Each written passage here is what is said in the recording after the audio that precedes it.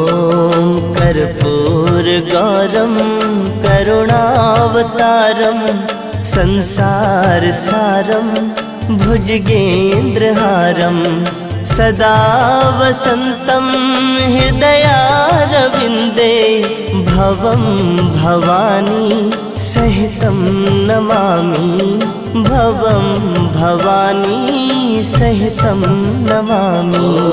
कर्पूरगौरं करुणावतारं संसारसारं